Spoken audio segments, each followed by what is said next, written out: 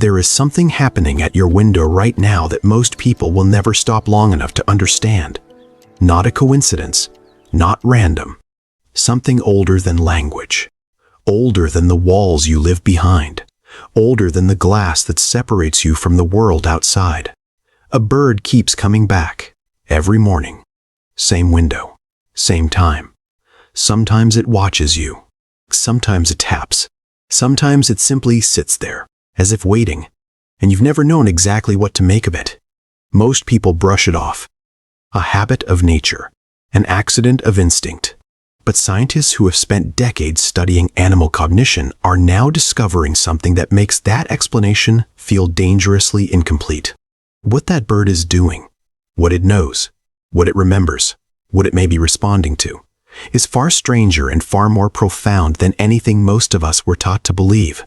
And by the end of this, the way you look out your window will never be quite the same. Let's start with what's actually happening inside that small, impossibly light body. Birds, particularly the ones most likely to visit your window repeatedly, like robins, sparrows, cardinals, and corvids, possess a form of spatial and social memory that researchers at Oxford and Cambridge have described as genuinely startling. These aren't creatures operating on pure reflex. They are navigating a world that includes you, specifically, personally. A study out of the University of Washington revealed something that stopped researchers cold. Crows, when exposed to a specific human face during a trapping and release experiment, remembered that face for years. They taught their children. They warned other crows. The same face, years later, could cause alarm behavior across an entire local population. Birds that had never directly encountered the person responding to a memory passed down through social learning. Let that land for a moment. The bird at your window may know your face. It may have logged your patterns, when your light turns on, when you move through your kitchen, when you approach versus when you don't. It has been observing you with a quiet, ancient intelligence that requires no words, no labels, no categories. It simply watches, it learns, it returns. But why your window specifically? This is where things begin to get strange. Windows are liminal spaces, boundaries between the inside world and the outside one. For a bird, glass creates a reflection that can trigger territorial behavior, yes. Some birds tap at windows because they see a rival in their own image. But that explanation only covers one narrow behavior. It doesn't explain the birds that don't tap, but simply sit. They don't seem agitated, but seem, somehow, present. Patient. Oriented toward you in a way that feels impossible to dismiss once you've actually experienced it.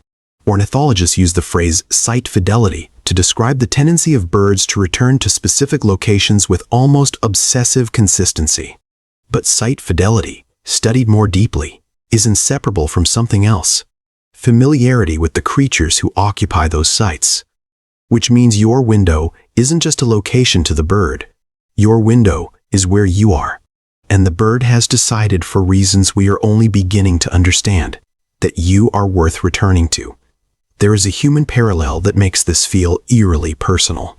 Psychologists studying attachment and social bonding have found that one of the deepest signals of connection in humans and in many animals is the act of seeking proximity without a transactional reason.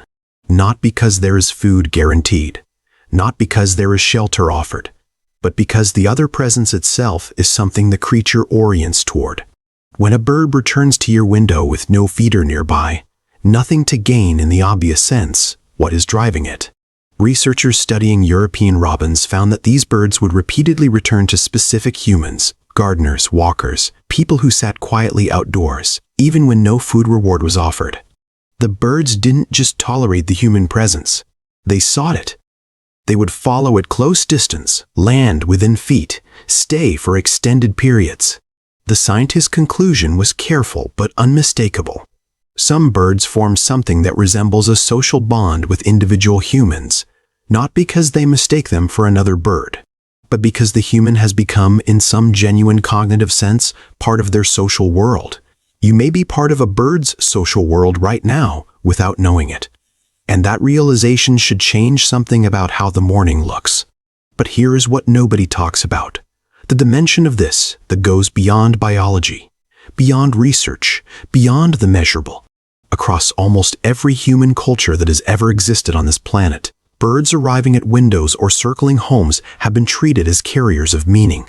Not superstition in the dismissive modern sense, but as a recognition encoded deep in human collective experience that birds exist at a kind of edge, between sky and earth, between distance and closeness, between the world we can see and the one we can feel but not quite name. In Celtic traditions, certain birds were understood to carry messages from beyond ordinary perception. In Native American spiritual frameworks, birds arriving repeatedly were seen as guides, urging attention towards something the observer was missing. In Japanese culture, the crane and certain small birds were understood to exist at the intersection of the living world and the ancestor world. In ancient Mesopotamia, Rome, Greece, augury, the reading of birds, was taken seriously at the highest levels of civilization, not because those people were primitive, but because they were paying attention in a way modern culture has quietly trained us to stop doing. What were they noticing? They were noticing that birds arrive at threshold moments, that a bird appearing at a window during grief, during change, during uncertainty, happens with a frequency that feels statistically improbable to anyone who has kept track. They were noticing that the animal world does not exist in a separate sealed-off dimension from the human emotional world. That nature is not a backdrop, it is a conversation. You may be in the middle of that conversation right now. Think about when the birds started coming. Was it after something shifted in your life? After a loss, a transition, a period of unusual stillness? Or was it during a time when you were, without quite realizing it, more open, more present at your window, more quiet in the mornings, more available to something you couldn't name? There is a feedback loop here that science and tradition both point toward, from completely different directions. When you are still, birds come closer. When you are loud, rushed, distracted, they pull away. This is partly behavioral. Birds read threat signals in movement and noise, but it is also something more layered. Your emotional state changes your behavior in thousands of microscopic ways. The pace of your movement, the tension in your posture, the rhythm of your breath. Birds read all of it. They are exquisitely sensitive instruments for detecting the quality of a presence, not just the presence itself. Which means, when a bird chooses to stay near you, to return to you, it may be responding to something you carry that you yourself are not fully aware of. Researchers studying human-animal interaction have found consistent evidence that people who report strong connections with wildlife share certain qualities. Not demographics, not geography, but qualities of attention. Slowness, quietness, a willingness to be present without agenda. The birds, in some sense, are seeking the same quality in you that the best kind of human company seeks. Someone who won't startle, won't grasp, won't perform. Someone who simply is. And maybe the bird keeps coming because you are that. More than you know. Now let's go somewhere even deeper. There is a phenomenon that quantum biologists, a field that barely existed 30 years ago, are now taking seriously, and it involves birds in a way that sounds almost impossible. Migratory birds navigate using something called the radical pair mechanism, a quantum process occurring in a protein in their eyes called cryptochrome. This protein is sensitive to the Earth's magnetic field at the quantum level, which means birds are not just seeing the world, they are seeing the world and simultaneously perceiving a layer of reality that human sensory systems have no access to whatsoever. A dimension of the planet's electromagnetic field, rendered visible through quantum entanglement occurring inside a living eye. A bird is walking around inside a perceptual reality you cannot enter, and it keeps coming to your window. There is something humbling in that. Something that quietly dismantles the comfortable assumption that human consciousness is the most sophisticated form of awareness on the planet, that we are the ones who understand what is happening. The bird navigating by quantum fields woven through the fabric of the Earth's magnetic body does not need your understanding to operate at a level your instruments are still struggling to measure. What does it mean that such a creature orients toward you? Not toward your food, not toward your shelter. Toward you. This is what the spiritual traditions were pointing at in their own language. Not magic in the escapist sense, but something closer to the actual strangeness of reality.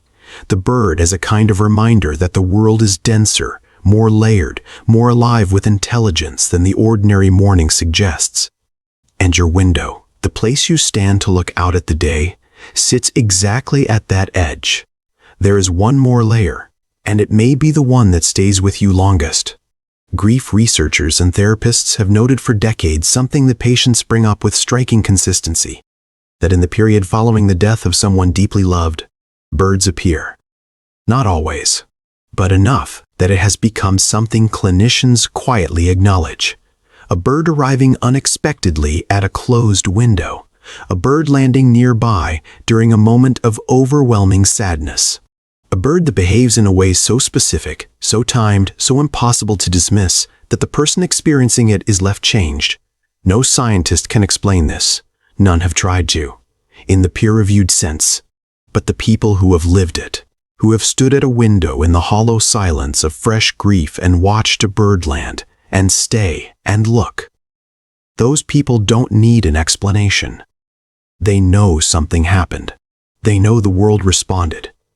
Maybe what they're recognizing is simply this: the membrane between us and the rest of life is thinner than we think, that the natural world does not exist indifferently alongside human experience, that there are moments when something crosses through, not to deliver a message in a language, not to perform a miracle, but simply to be present, to arrive, to not leave.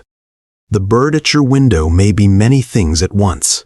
A territorial creature responding to reflection, a socially bonded animal returning to a familiar presence, a quantum sensing navigator whose perception of reality exceeds anything human instruments have built, a carrier in the oldest human understanding of something that moves between worlds.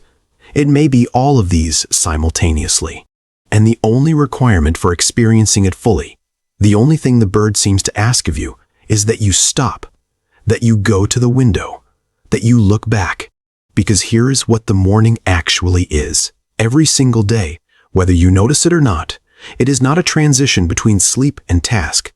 It is not a slot between night and productivity. The morning is when the world outside your window is most alive, most communicative, most dense with a language older than yours. The birds have been awake before you. They have already done things that would astonish you. They have already navigated, communicated, remembered, solved, perceived. By the time you reach your window, they have been living inside an intelligence you are only beginning to understand, and one of them keeps coming back to you.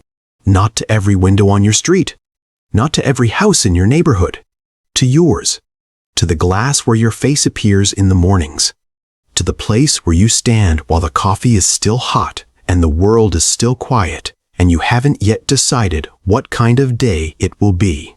That bird has made a decision about you, long before you made one about it.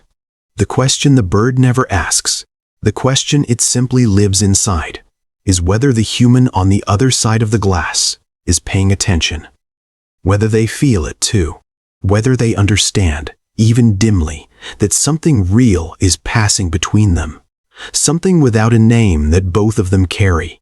You don't have to believe in anything to believe in that. You just have to go to the window and look.